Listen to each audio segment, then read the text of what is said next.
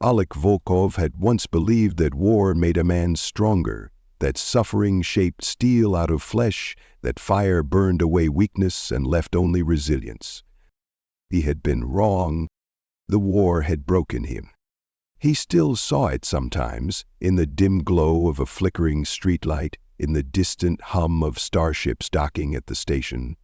The memories would creep in like ghosts, unbidden and relentless. The screams of dying soldiers, the acrid smell of burning metal and flesh, the weight of a rifle that had become an extension of his own body, the faces of those he couldn't save. It had been 5 years since he left the military, 5 years since he'd walked away from the chaos of the outer colony wars, and yet, even here, deep in the lower levels of this rusted, decaying space station, he could still feel it clinging to him. The weight of the past never truly left. That was why he had come to Blackreach Station, a halfway point between lawless space and the so-called civilized inner systems, a place where nobody asked questions, where ghosts could fade into the background. He had taken a job running cargo for independent traders, barely scraping by, content with the silence. Until now. Because standing in front of him was a ghost of a different kind. She was tall, willowy, with deep violet skin that seemed almost luminous in the station's dim neon lights. Her long black hair fell in tangled waves past her shoulders, partially concealing her face, and her golden eyes, wide and unblinking, held a fear so raw, so desperate, that it struck something deep inside him. Oleg had seen that look before. She was filthy, her clothes little more than torn rags, her hands trembling as she clutched at the edges of her threadbare cloak. A refugee. No, worse, a fugitive. She bowed deeply, her voice barely above a whisper. "Please, take me in. I will serve you in any way you ask. I will cook, clean, anything, just don't send me away." Alec inhaled slowly, scanning their surroundings. The lower levels of Blackreach were no place to be alone, especially for someone like her. Gangs, slavers, mercenaries. This station was a hunting ground for people with no other options, and she was exactly the kind of prey they were looking for. He had heard stories. Aliens from shattered worlds, their people exterminated, their homes reduced to nothing but debris drifting in space. The lucky ones found work as servants, laborers. The unlucky ones. Alec forced the thought away. His instinct screamed at him to walk away. He didn't need this. He had fought too many battles that weren't his, made too many enemies in the name of helping people who couldn't be saved. But as he looked into her eyes, saw the way she braced herself for rejection, as if she had already accepted that nobody would help her, something inside him twisted. She expected him to turn away, just like everyone else. "What's your name?" His voice came out gruff, unused to kindness. She hesitated. "Sithri." He nodded. "Where are you from, Sithri?" Her gaze flickered downward. "It doesn't matter." It did. He knew it did. But he could tell she wasn't ready to say more. Alec exhaled sharply, rubbing a hand over his face. He should walk away. He should tell her he didn't need a maid, that she was wasting her time. Instead, he found himself saying, "I don't need a maid." Something in her expression cracked, the faint flicker of hope in her golden eyes vanishing like a candle snuffed out. She swallowed hard, taking a step back. "I understand." She turned to leave. "Wait." She froze. Alec's jaw tightened as he glanced around the alley. A group of station thugs lingered in the distance, their predatory eyes already locked onto her. He sighed. "I don't need a maid," he repeated, "but I could use a roommate." Sithri blinked as if she hadn't heard him correctly. "A roommate? You need a place to stay, right? I have a spare room," he shrugged. "You don't have to serve me. Just don't steal my stuff and we'll get along fine." She stared at him, stunned into silence. Then, to his surprise, her lips trembled, and she let out a breath that was half sob, half laugh. "I won't steal from you." Good. He gestured for her to follow. Come on, before someone decides to make you an offer you can't refuse. Sithri hesitated for only a moment before falling into step beside him. She didn't know why this human had chosen to help her. She didn't trust him, not yet, but she had no other options. And Alec, for all his hardened resolve, couldn't shake the feeling that he had just made a decision that would change his life forever. Alec led Sithri through the winding corridors of Blackreach Station's lower levels, his boots echoing against the metal grating beneath them. The air was thick with the scent of oil, sweat, and something more acrid. Burnt ozone from malfunctioning wiring, or maybe the lingering presence of a recent plasma discharge. Either way, the place stank of desperation. He kept his pace steady, neither too fast nor too slow, watching Sithri out of the corner of his eye. She moved cautiously, her posture stiff, her golden eyes flicking to every shadow as if expecting something, or someone, to emerge. She was scared. No, terrified. Alec had seen it before. Soldiers fresh off their first battlefield, refugees clutching the remnants of their old lives. Sithri carried that same haunted look, the same wary tension of someone who had learned the hard way that trust was dangerous. He didn't blame her. Blackreach was no place for someone like her. Hell, it wasn't a place for anyone, but especially not an alien woman alone with no credits, no allies, and no way off the station. He could already tell she had been here for a while. Her clothes were too torn for this to be a recent fall from grace. That begged the question, how had she ended up here? Oleg didn't ask, not yet. Instead, he took a sharp left down a narrower corridor, past a malfunctioning neon sign flickering in a language long obsolete. The rusted door at the end led to the small apartment he rented, a dingy but private space on the station's lower decks. The kind of place nobody asked questions about.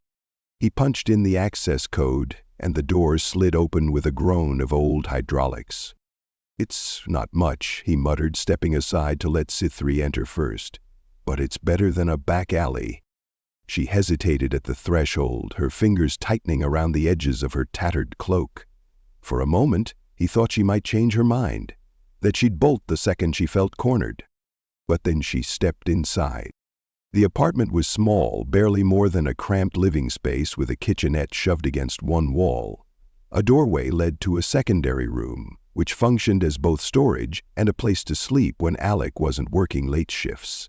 It wasn't homey, but it was safe. Sithri moved cautiously, her golden eyes scanning the space, cataloging everything in a way that reminded him of a cornered animal trying to assess its escape routes. Alec locked the door behind them, leaning against it with his arms crossed. I meant what I said. You don't owe me anything. Sithri turned, her expression unreadable. Well, he raised an eyebrow. Why, what? Well, help me. Her voice was quiet but steady. No one else did. Alec exhaled, running a hand through his hair. I don't know. That wasn't entirely true. He knew exactly why. Because 5 years ago he had left a man behind. A soldier? A friend? Someone who had looked at him the same way Sithri was looking at him now. Pleading without speaking, trying not to show how close they were to breaking. And Alec had failed them. He had told himself there was nothing he could have done, that war took people unfairly, that guilt wouldn't change anything, but none of those excuses had ever felt like enough. Maybe this was his way of making up for it. Or maybe he just couldn't stand the thought of another person slipping through the cracks while he stood by and did nothing. Sithri studied him for a long moment, as if trying to pick apart his intentions. Then, slowly, she exhaled and nodded. Okay. Alec pushed off the door and gestured toward the smaller room. You can sleep in there. It's not much, but it's yours as long as you need it. She hesitated before stepping past him, her movements still cautious, her body tense. Alec didn't say anything as she disappeared into the room. He just stood there, listening to the quiet rustling as she sat down, as the weight of exhaustion finally caught up with her. He should have felt uneasy. Bringing in a stranger, an alien stranger no less, was a risk. It went against everything he had trained himself to do over the years. And yet, as he stood there in the dim light of his apartment, listening to the quiet breathing of someone who had nowhere else to go, Alec realized something. For the first time in years, he didn't feel like a man running from ghosts. He felt like someone who had finally stopped to face one. Alec woke before the station's artificial sunrise, his body responding to old instincts rather than need. Years of training had conditioned him to rise early, to be alert before his mind fully caught up. He sat up slowly, rubbing a hand over his face as he adjusted to the dim glow of the apartment's flickering ceiling lights. The silence was heavy, broken only by the soft hum of Blackreach Station's life support systems and the occasional distant murmur of the waking city beyond his walls. He listened, tuning into the subtle sounds around him, his own measured breathing, the faint hiss of steam from old pipes, and then movement. Not loud, but there, the sound of shifting fabric, controlled footsteps, the slight creak of metal under weight. Sithri. It had been years since he'd shared his space with anyone. Even in the military, he had kept to himself, staying just close enough to his squad to be functional, but never close enough to care. He had made that mistake once, just once. And he had learned the hard way that letting people in meant watching them leave. Yet here he was, with an alien woman sleeping in the next room, one he had barely known for more than a day but had already committed to protecting. Alec exhaled, pushing himself to his feet. His body protested the movement, the old aches and scars making themselves known, but he ignored them. He had lived with pain long enough for it to become background noise. Stepping into the small kitchenette, he yanked open a cabinet and took stock of his supplies. Not much. A couple of ration packs, some instant coffee, a protein bar he had been saving. He grimaced at the limited options and pulled out one of the packs, tearing it open as he set water to boil. The sound of footsteps behind him made him glance over his shoulder. Sithri stood in the doorway, watching him. She looked different in the dim glow of the kitchen, less like a desperate fugitive and more like someone trying to remember what it felt like to be human, or whatever the equivalent was for her species. Her long black hair was no longer a tangled mess but fell smoothly past her shoulders. Her violet skin still bore the faint smudges of exhaustion, but there was an alertness in her golden eyes now, a sharpness that hadn't been there when she had first stepped into his home. But despite the small improvements, she was still on edge. She didn't trust this. Didn't trust him. Alec didn't blame her. Morning. His voice was gruff, still weighted with sleep. She hesitated before responding. Morning. He gestured toward the storage cabinet. Not much, but help yourself. Sithri approached cautiously, her movements deliberate, like she was testing how much space she was allowed to take up. She eyed the open ration pack in his hand with barely concealed skepticism. Is that food? Depends on your definition. Alec took a bite, chewing the dense, flavorless bar. It's edible. Barely. Sithri frowned, picking up another ration pack and peeling it open. She sniffed at the contents, then immediately made a face. Alec smirked. Told you? She sighed, sitting across from him at the small table, poking at the food like it might decide to fight back. Do humans eat things that taste this bad on purpose? Alec shrugged. Sometimes, convenience over flavor. She muttered something in her own language that he didn't understand, but he was fairly certain it wasn't a compliment. For a while they ate in silence. Alec let it linger, waiting to see if Sithri would speak first. He had learned in war and in life that people revealed the most when they weren't forced to. Eventually she did. You were a soldier. It wasn't a question. Alec didn't react right away. He simply took another sip of coffee, letting the bitter warmth settle in his throat. Yeah. Sithri studied him. You don't seem like one. He raised an eyebrow. What does a soldier seem like? She tilted her head slightly, considering. Colder. Alec smirked, but there wasn't much humor in it. Maybe I used to be. Sithri didn't answer right away. Instead, she traced the edge of the table with her clawed fingers, eyes distant. "My planet is gone," she said finally. Alec didn't move, didn't speak. He just watched her. "Not in battle," she continued, "not in war, just erased." Alec set his mug down slowly. "Who?" Sithri shook her head. "No one knows." That didn't make sense. Whole planets didn't just vanish. Alec had seen war, had walked through the aftermath of bombed-out colonies and cities burned to nothing but rubble. He had seen what orbital bombardments did, what chemical weapons could reduce a civilization to. But those were messy, brutal. If what Sithri was saying was true, then this wasn't just destruction, it was precision. It was erasure. "How did you get out?" he asked. Sithri exhaled, rubbing her hands together absently. "A traitor." Alec frowned. "Explain." "Someone on the inside helped me, a high-ranking officer. They had a ship, and they got me off-world before the blockade fully locked down." She swallowed. "I don't know who they were. I never saw their face. They never even spoke to me. They just shoved me into the ship and launched." Alec's frown deepened. That didn't track. If someone with that level of power had helped her escape, then that meant one of two things. 1, they had a reason for wanting her alive. 2, they had failed at whatever they were trying to do, and now Sithri was a loose end. And based on the fact that someone was looking for her now, he was leaning toward option 2. Sithri's voice was quieter when she spoke again. "I ran. I didn't stop running." Alec could hear what she wasn't saying. She had lost everything, her home, her people, even her past.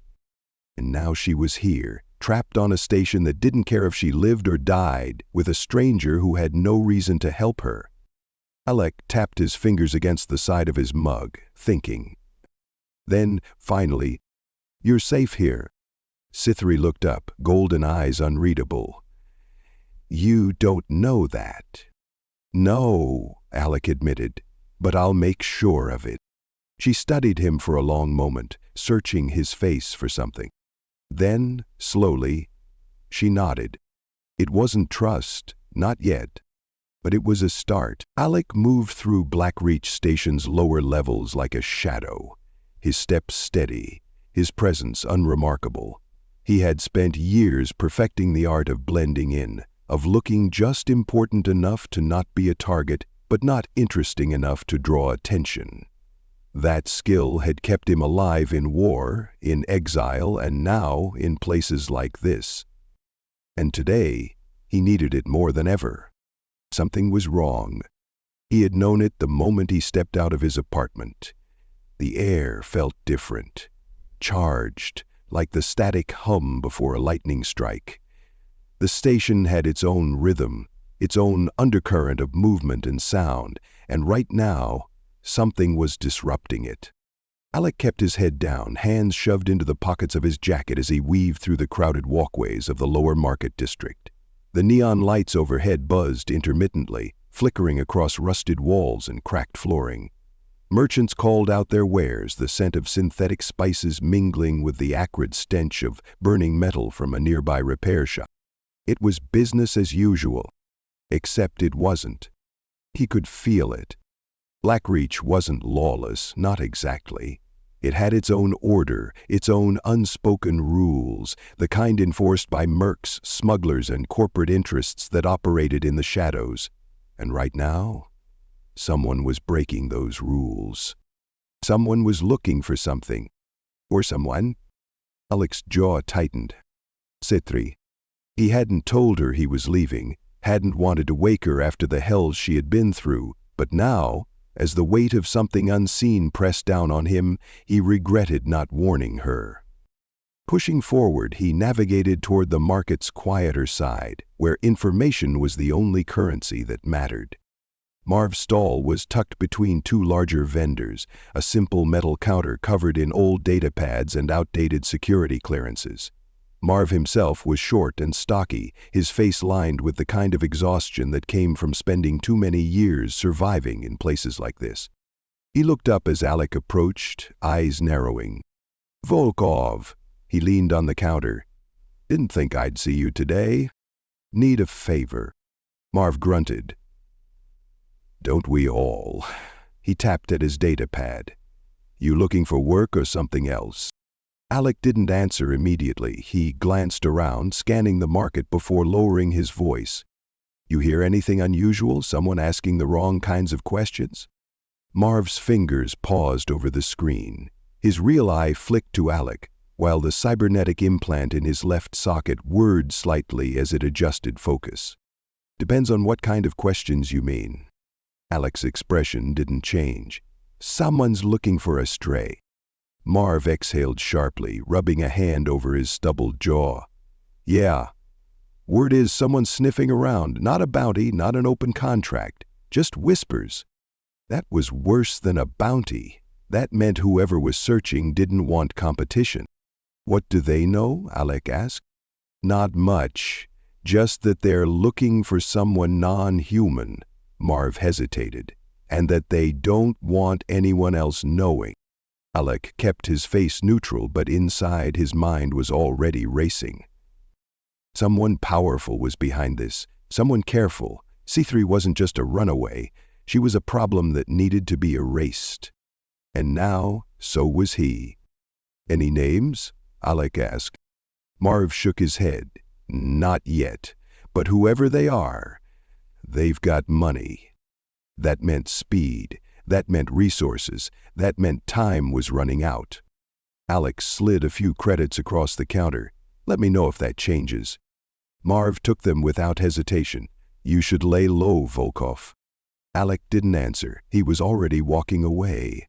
By the time Alec returned to the apartment, his mind was a storm of calculation. They were out of time.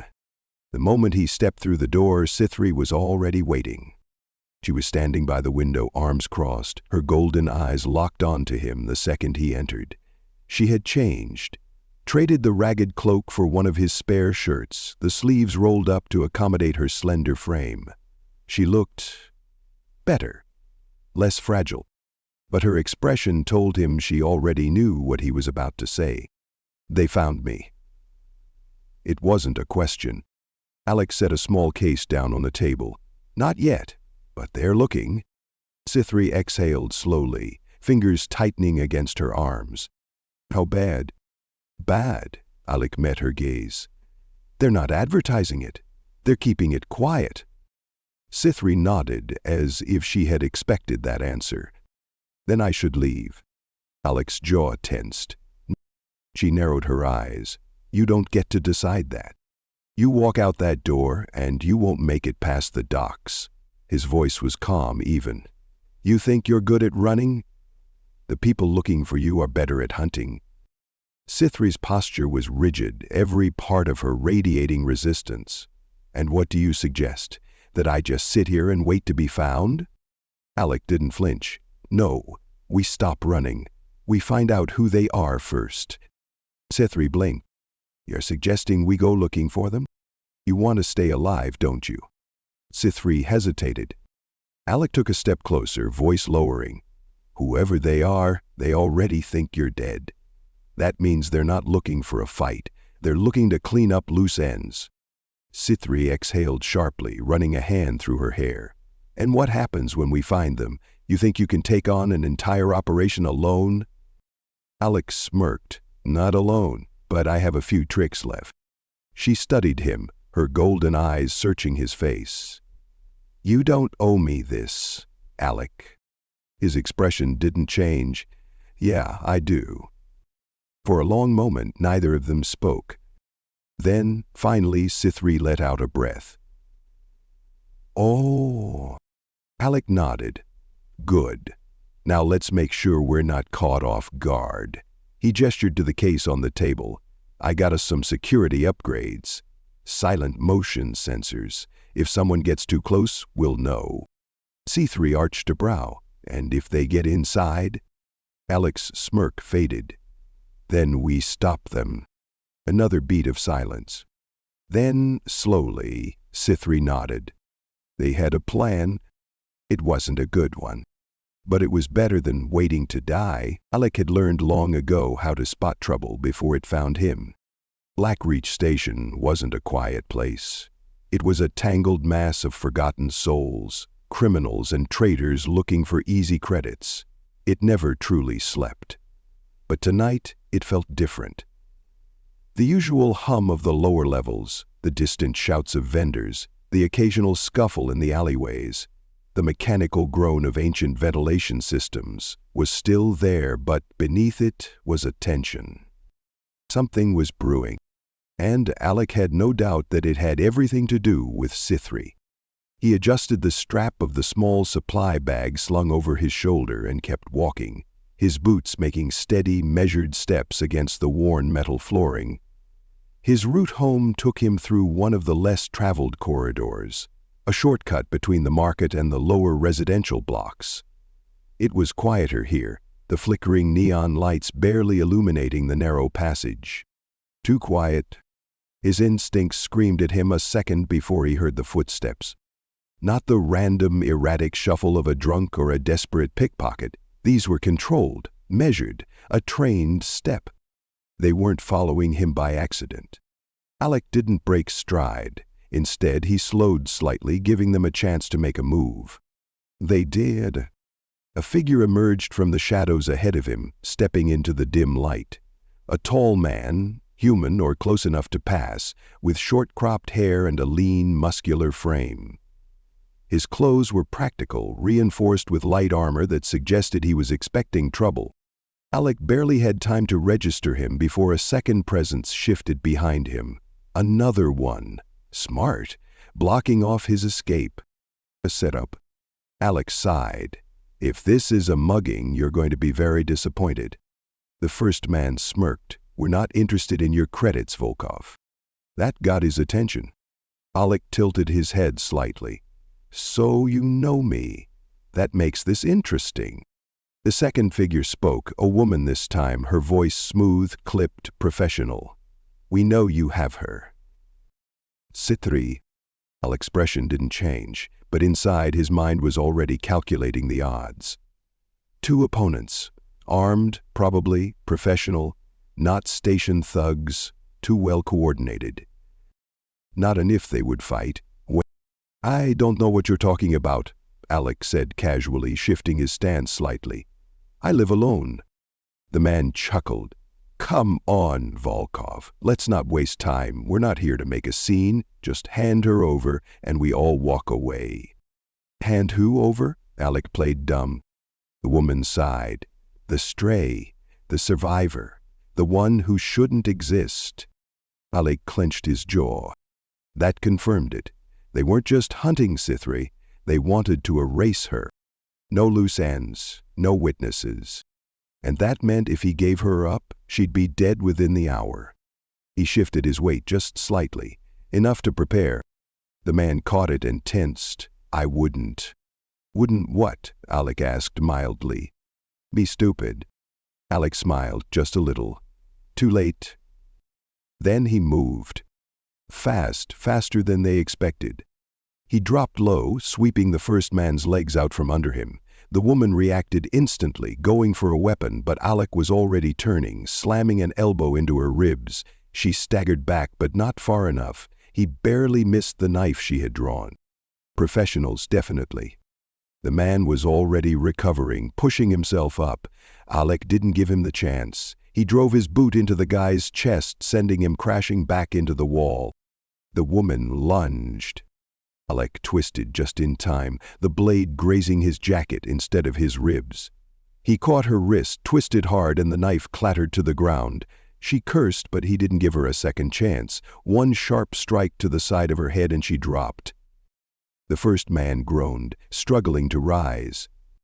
Alec knelt beside him, grabbing a fistful of his collar and yanking him forward. Who sent you? The man spat blood onto the floor and smirked. You already know. Alec's grip tightened. How many more are coming? The man laughed, low and dark. You think this stops with us? Alec's stomach clenched. He had already guessed the answer, but hearing it confirmed was worse. This wasn't a job. This was a hunt, and Sithri was the prize. Alec released him roughly, standing. "Tell whoever sent you they're wasting their time." The man wiped his mouth, still smiling.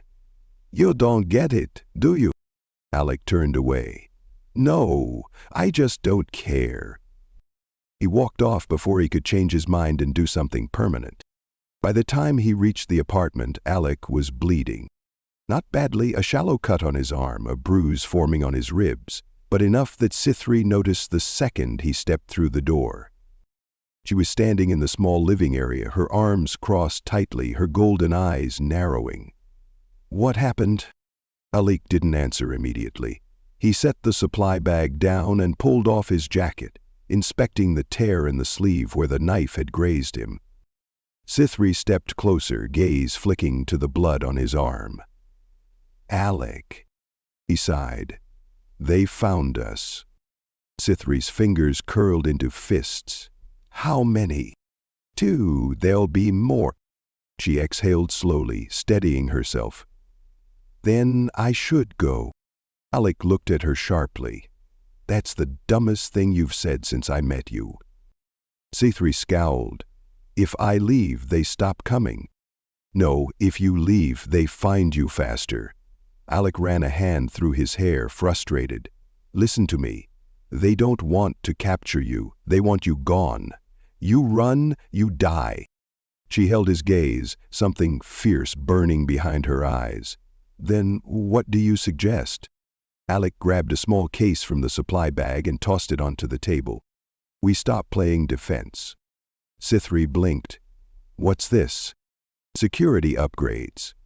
Motion sensors, heat tracking, silent alarms. No one gets close without us knowing." She frowned. "And after that?" Alec met her gaze. "We stop waiting for them to come to us." Sithri inhaled sharply. "You want to hunt them?" "I want to find out who they are, who sent them, what they want." Alec's voice was steady, firm. "We do that. We stop running. We take control of this." Sithri didn't answer immediately. Then, finally, she nodded. "All right." Alec exhaled. They were in this together now. And, for better or worse, there was no turning back. The apartment smelled of sweat, blood, and the metallic tang of scorched wiring. The walls were too thin, the air too stale, and outside the door, death was closing in. Alec stood near the entrance, pistol in hand, his breathing steady despite the tightness in his chest. Sithri was across the room, crouched near the small table, a combat knife gripped in her fingers. The emergency lights flickered, bathing the room in a dim red glow, a warning that Blackreach Station was on high alert. They had minutes, maybe less. Sithri's golden eyes darted toward the door. "How many?" Alec didn't answer right away. He had been counting the movement in the corridor, listening for the distinct pattern of boots against metal. 3, maybe 4, and those were just the ones he could hear. "Enough," he muttered. Sithri exhaled sharply. "We need to move." Alec's grip tightened on the pistol. "They'll expect that. Then we give them something they don't expect." Alec looked at her then, really looked at her. Sithri wasn't just a survivor. She was a fighter. Her body was wound tight, every muscle coiled for action, but her expression was calm, controlled. She had been running for so long, but this was different. This wasn't running. This was fighting back. Alec made a decision. "Follow my lead." The first enforcer barely had time to react when Alec burst through the door. A sharp crack rang through the corridor as Alec's pistol fired, the first shot striking the nearest man's center mass. The force sent him stumbling back against the wall, but Alec didn't stop. He surged forward, slamming his elbow into the second attacker's jaw before he could draw his weapon. Sithri was right behind him. She moved like a shadow, fast and precise, her knife finding the weak points in the armor of the third enforcer. The man let out a strangled gasp, his hands flying to his throat as he crumpled. The fourth hesitated just a second too long. Alec didn't hesitate. A single shot to the knee took the enforcer down. His scream cut short as Sithri drove her knee into his ribs, knocking the air from his lungs. 5 seconds. That's all it had taken. Alec exhaled, stepping over one of the bodies. That won't be all of them. Sithri wiped her blade on the sleeve of a fallen enforcer. Then we keep moving. They didn't stop. Couldn't stop. The corridors of the lower levels were crawling with enforcers, their presence heavier than Alec had ever seen. They had triggered a station-wide lockdown, and that meant one thing. Whoever was after them wasn't just cleaning up loose ends anymore. They were making a statement. Alec led Sithri through the maze of back alleys and maintenance shafts, their footsteps silent against the grated flooring. The air was thick with the scent of burning oil and old metal, the dim lighting flickering overhead. They had one chance to get out. The docking bays. By the time they reached the outer sector of the station, Alec knew they were running out of time. He pressed his back against the cold metal of a storage crate, glancing around the corner toward the security checkpoint. 2 guards, well-armed, positioned at the only access point to the docking platforms. Sithri crouched beside him, her voice barely above a whisper. "Can we take them?" Alec considered their options. They could fight, fast, brutal, but messy. The second gunfire rang out, the entire station would come down on them. Or they could find another way. Alec's gaze flicked upward to the ventilation system running along the ceiling. The maintenance hatch above them was slightly ajar, just wide enough to squeeze through. Not ideal, but it would work. He turned to Sithri. "Hope you're not afraid of tight spaces." She raised an eyebrow. "You're kidding." "Nope." Alec jumped, gripping the edge of the hatch, then hoisted himself up with practiced ease. He reached down, offering her a hand. "Come on." Sithri sighed but didn't argue. She grabbed his hand, her grip strong and sure as he pulled her up. The vents were narrow, barely wide enough for them to move through, but they were silent, and right now, silence was survival. They crawled forward, the metal cool beneath their hands. Below them, the guards remained unaware of their presence, their voices echoing faintly through the ventilation shafts. Alec kept moving, counting every turn in his head, mapping out the station's structure in his mind. The exit was close. Then, finally, an opening. Alec peered through the vent's grating, his eyes locking onto the docking bay below. Their way out was sitting right there, a small cargo freighter, its loading ramp still open. Sithri nudged his shoulder. "That one?" Alec smirked. "That one." They hit the ground running. The second they dropped from the vent, Alec knew they had seconds before someone noticed them. Sithri was already moving, her feet barely making a sound as she sprinted toward the ship. Alec wasn't far behind. The freighter was unattended, either a stroke of luck or someone had left in a hurry. Either way, they weren't asking permission. Alec reached the controls first, slamming his fist against the emergency override panel. The loading ramp began to rise with a slow, mechanical hiss. Sithri slid into the co-pilot's seat as Alec threw himself into the pilot's chair, his hands flying over the controls. Engines online, docking clamps released, thrusters primed. The ship lurched as the systems roared to life, the sound of power surging through its frame. Then, alarms. The docking bay doors locked down. Sithri cursed. "They're sealing the exits." Alec didn't slow, not for long. He rerouted power to the ship's forward thrusters, overriding the station's lockdown protocol. The engine screamed in protest, the entire ship vibrating under the force of the sudden surge. For a second, nothing happened. Then, with a deafening crack, the docking bay doors buckled. Alec didn't wait for clearance. He punched the throttle. The freighter shot forward, breaking free from the station's grip, tearing into the void of space with a force that pressed them into their seats. Blackreach Station shrank behind them, alarms still flashing in the distance. They had made it. For now. Alec exhaled sharply, running a hand through his hair as the adrenaline finally started to fade. Sithri let out a slow breath, her hands gripping the edge of the console.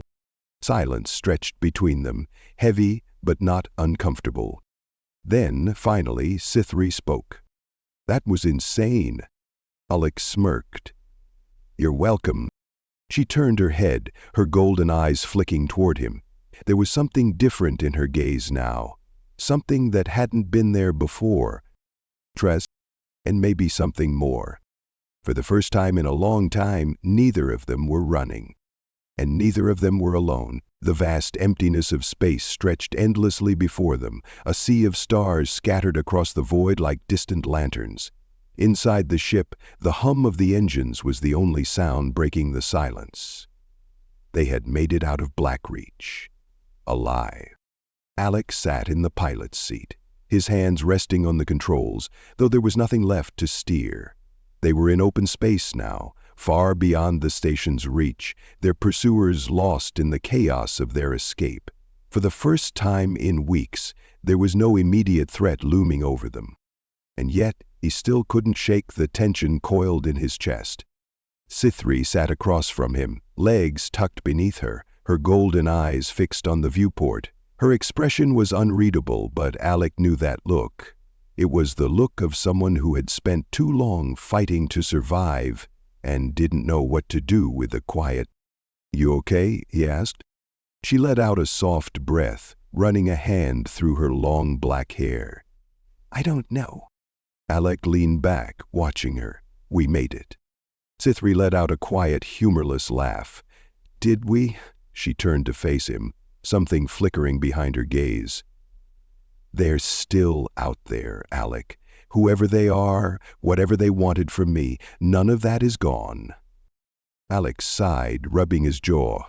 "No, but for now they've lost us."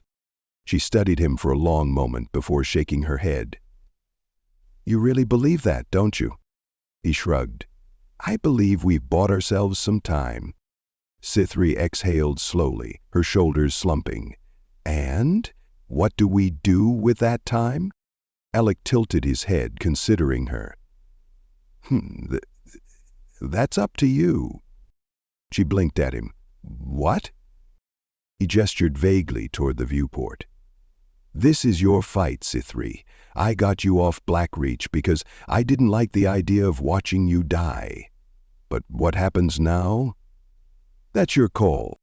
Sithri hesitated, and for the first time since they met, Alec saw something other than steel in her eyes. She was afraid. Not of death, not of the people hunting her. She was afraid of having a choice. For so long she had been running, surviving, reacting, never stopping long enough to decide what came next. Alec softened his voice. "What do you want?" Sithri opened her mouth, then closed it again, like she wasn't sure she even had the words. She had no home to go back to, no family left, no future she had imagined beyond survival. Finally she admitted, "I don't know." Alec didn't push. Instead, he stood and walked over to the small kitchenette, rummaging through a storage compartment. He pulled out a ration pack and tossed it to her. "Then, while you figure it out, eat something." Sithri caught the pack, giving him a skeptical look. "You always this charming?" Alec smirked. "Only when I'm exhausted." For the first time that night, Sithri smiled. They sat in the dim glow of the ship's overhead lights, the tension between them slowly easing into something more bearable. Sithri ate in small, measured bites, her body still humming with the residual tension of the fight. Alec nursed a cup of coffee, watching her from the corner of his eye. She was beautiful, not just in the way she looked, though her violet skin and golden eyes made her striking in a way that was impossible to ignore. It was in the way she moved, the quiet strength she carried despite everything she had been through. She caught him staring and arched a brow. "What?" Alec took a slow sip of coffee. "Nothing." Sithri narrowed her eyes. Alec chuckled. "I was just thinking." "Dangerous." "I know." A comfortable silence settled between them, the kind that didn't need to be filled. Then, quietly, Sithri spoke. "You could have left me, back at the apartment." Alec set his coffee down. "Yeah, but you didn't." He looked at her, meeting her gaze head-on. "No." C3 swallowed, her throat bobbing. "Why?" Alik considered lying, brushing it off, making a joke. But she deserved the truth. "Because I didn't want to." C3's breath hitched slightly, just enough that Alik noticed. She set her half-empty ration pack down and shifted in her seat, her fingers curling against the fabric of her pants. She looked like she wanted to say something. Alik waited. Then, slowly, hesitantly, she reached across the table. Her fingers brushed against his, just the lightest touch, like she was testing to see if he would pull away. He didn't. Alik turned his hand, letting their fingers entwine. Her skin was warm, her grip firmer than he expected. C3 let out a slow breath, her eyes never leaving his. "I don't know what this is," she admitted. "I just know that for the first time in a long time, I don't want to be alone." Alik squeezed her fingers lightly. "You're not." A pause. Then C3 moved. She leaned forward, closing the space between them in slow, deliberate movements. Alik didn't stop her, didn't want to. When she pressed her lips to his, it was hesitant at first, uncertain, like she wasn't sure if she was allowed to want this. Alik made sure she knew. He kissed her back, slow and deep, his free hand coming up to cup the side of her face. C3 let out a quiet sigh against his lips, her fingers tightening around his. For a moment the universe didn't exist. No hunters, no past, no ghosts. Just this. When they finally pulled apart, C3's breath was shaky, her golden eyes searching his. Alik smirked, voice rough. "You're full of surprises." C3 let out a soft, breathy laugh. "So are you?" Alik ran his thumb lightly over her knuckles. "So, what now?" C3 exhaled, leaning her forehead against his. "I guess we figure it out." Alik smiled. Together. And for the first time in years, neither of them were running. The silence of deep space stretched before them, an infinite sea of darkness dotted with distant stars. The hum of the ship's engines was steady, rhythmic, a quiet reminder that, for the first time in a long time, they weren't running. Alik sat in the cockpit, hands resting loosely on the controls, even though there was nowhere urgent to go. His body was still, but his mind wasn't. It hadn't been for days. C3 was there too, sitting on the edge of the co-pilot's chair, her golden eyes fixed on the void beyond the viewport. She had been quiet since they'd escaped Blackreach, lost in thought, in memories Alik couldn't begin to understand. They were free, and yet neither of them seemed to know what to do with that freedom. Alik turned slightly, watching her from the corner of his eye. Her expression was unreadable, but he had learned to see the cracks beneath it. She wasn't afraid. Not of the past, not of what they had survived. But she was afraid of what came next. He understood that feeling better than he wanted to admit. "You ever seen a sunrise from orbit?" Alik asked, breaking the silence. C3 blinked, turning to him. "No." Alik smirked. "You're about to." He reached for the navigation controls, adjusting the ship's course. The vessel shifted, angling toward a nearby planet, a small, unremarkable world with a thin golden atmosphere. As they descended, the light from its sun began creeping over the horizon. The dark emptiness of space melted into a breathtaking wash of color, deep reds and oranges blending into soft hues of violet and gold. C3 inhaled sharply, her fingers tightening around the armrests of her chair. Alik had seen many things in his life, battles, destruction, the cold silence of space. But at that moment, watching C3's face illuminated by the light of a new dawn, he realized he had never seen anything quite like this. She turned to him, her golden eyes shimmering in the glow. "It's beautiful." Alik nodded. "Yeah, it is." She studied him for a moment, something shifting in her gaze. A softness, a warmth he hadn't seen before. And then, slowly, she reached for him. Her fingers brushed against his, hesitant at first, then firmer as he took her hand in his own. Her skin was warm, her grip strong. Alec pulled her closer, his hand tangling in her long dark hair as she pressed against him. Sitri sighed softly into the kiss, her fingers sliding up his chest, gripping the fabric of his shirt like she was afraid he might pull away. He didn't. When they finally parted, Sithri rested her forehead against his, her breath uneven but steady. "I never thought I'd get to have this." Alex's voice was rough, low. "You do." Sithri exhaled a shaky breath, then a smile. Small, but real. Alex smirked, brushing a stray strand of hair from her face. "I should take you to see more sunrises." She let out a soft laugh. "I'd like that." A comfortable silence settled between them, the weight of their pasts finally starting to lift. For the first time, they weren't running. For the first time, they had a future. And for the first time, they had each other.